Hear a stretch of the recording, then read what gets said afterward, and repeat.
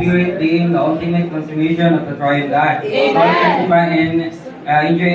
John 4:24, my son tells us that God is spirit, my son. Amen. Into God's presence, my son, in His essence. Lord Jesus, now we need to see Lord Jesus, that Spirit is also the triune God Himself, my son. Amen. Lord, the essential and economical Trinity of God. Oh, Lord Jesus, our God is so wonderful and mysterious, my God. Amen. He is so mysterious.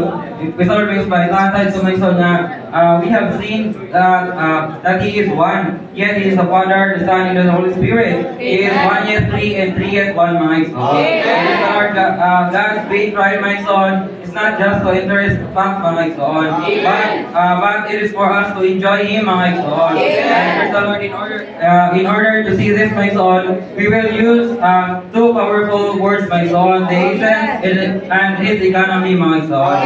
Thank the Lord for the co-inherence of the triune God and His believers. He is dispensing His essence into us, my son. Because of His crucifixion, we also receive the triune God, my son.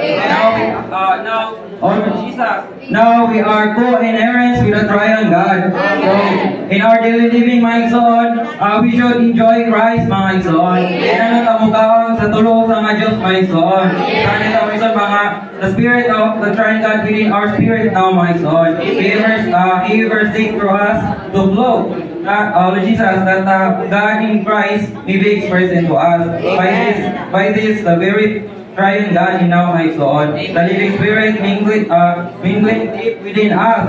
Our spirit joined in oneness, my son. So, praise the Lord, my son, mga sa alaw-alaw rito pag ginabuhi, my son, si Kristo, my son, mulusan ang Diyos, my son, gusto din siya ma-express din nato, mga son. So, praise the Lord, my son, in everyday living ko na nato, my son, mga inangan ta mga pagmulos na niya, my son, aron ma-express nato siya, my son, ingon nga iyang kapriwan ni nato, my son. Amen. My son, although libo kayo naman ng mulusang Diyos, 3 at 1, 1 yet 3. Pero my son, pagtanta my son, the triune God is not to understand, but to enjoy. Yes. So praise the Lord, we should enjoy Him every day. Amen.